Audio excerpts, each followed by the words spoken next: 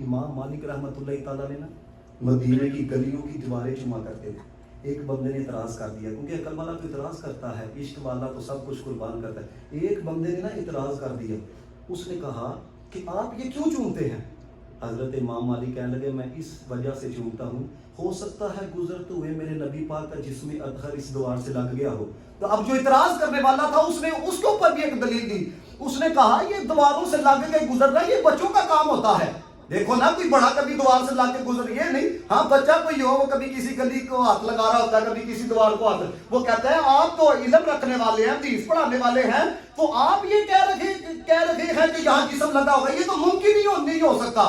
تو حضرت امام مالک رحمت، اب وہ عشق والا جواب سنیے ذرا، حضرت امام مالک رحمت اللہ تعالیٰ نے آپ فرما لگے چلو ہو سکتا ہے نبی پاک کا جسم نہ لگا ہو، نظر تو مدینے والے کی پڑی ہوگی نا، ہو سکتا ہے۔ اب دیکھو اس نے آگے سے کیا جواب دیا، اس نے کہا ہم نے تو آپ لوگوں سے سنا ہے، علماء سے سنا ہے کہ نبی پاک علیہ الصلوۃ والسلام جب گزرتے تھے نگاہیں تو نیچے ہوا کرتی تھی، تو یہ بھی آپ کا جو جواب ہے کہ نبی پاک نے دیواروں کی طرف دیکھا ہو، یہ بھی جواب ٹھیک نہیں ہے۔ اب عشق کی انتہا دیکھو، کہنے لگے چلو حضور نے دیوار کو نہیں دیکھا، ان دیوار نے تو مدینے والے کو دیکھا ہے۔ یہ عشق کی انتہا دیکھو ہے۔ اور حضرت امام مالک رحمت اللہ تعالیٰ نے آپ کے بارے میں نے پڑھا، یقین کرے ایک وجدانی کیفیت بندے پہ طاری ہوتی ہے۔ کانٹا نا ایک دفعہ مدینہ پاک میں پیر میں لگ گیا تو باہر نہیں نکالا، تکلیف ہو رہی ہے، تکلیف کی شدت آپ برداشت، باہر نہیں نکالا۔ تو ایک بندہ کہنے لگا آپ کو تکلیف ہو رہی ہے تو باہر نکالیں، آپ چلتے بھی ہیں تو تکلیف کے ساتھ چلتے ہیں۔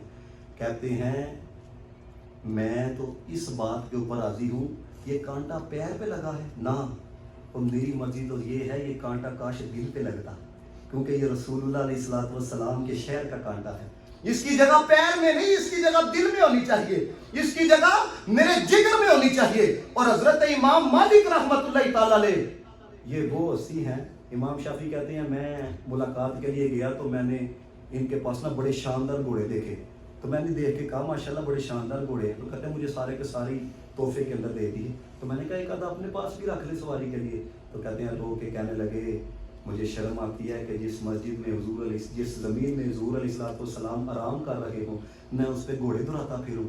تو پھر کسی نے پوچھا، کہنے لگے امام مالک، کیونکہ بندہ پوچھتا تو ہے نا یار اتنا پیار کیا ملا کیا ہے، اتنا عشق کیا ہے ملا کیا ہے۔ امام مالک سے کسی نے پوچھا اتنا پیار کیا ہے، اتنی محبت کی ہے مدینے سے، ملا کیا ہے؟ امام مالک رحمۃ اللہ تعالیٰ علیہ فرمانے لگے خدا کی عزت کی قسم جب بھی رات کو سوتا ہوں کوئی دن ایسا نہیں گزرا جب مدینے والے نے اپنا دیدار نہ کروایا ہو۔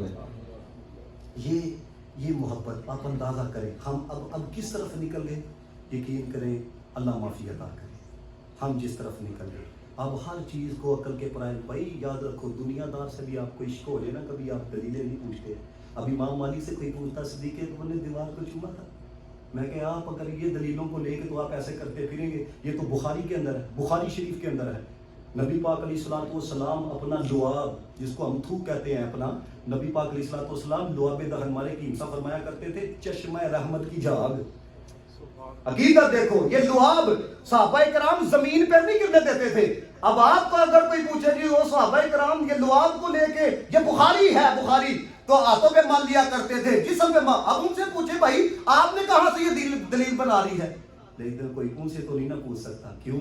ان کی عشق کی انتہا ہے، ان کی محبت کی انتہا ہے۔ تو اس لیے جتنا ہو سکتا ہے نا یاد مدینہ کے اندر کچھ وقت نکالا کریں، یقین کریں رسول اللہ کی محبت ملے گی، پیار کریں جتنا ہو سکتا ہے، اپنے آقا علیہ السلام رابطہ قائم کریں اپنے نبی سے نا، روزانہ یہ محسوس کیا کریں کہ یار میرا اپنے نبی سے کتنا کو تعلق ہے۔ ہمارے بزرگ ہوئے ہیں ہندوستان کے ظفر احمد عثمانی، یہ آپ کو بتانے لگوں کہ اس کے اوپر عمر کا انحصار نہیں ہے کہ آپ بڑے ہی ہو تو آپ کی کوئی کیفیت بن جائے۔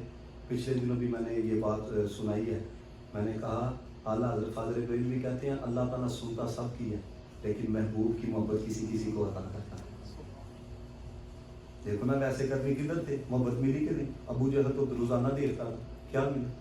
اللہ سنتا سب کی ہے لیکن محبوب کی محبت کسی کو عطا کرتا۔ آخری بات اس لیے آپ کو سنانے لگا ہوں تاکہ آپ کو پتہ چلے کہ عقیدت کیا ہوتی ہے، محبت کیا ہوتی ہے۔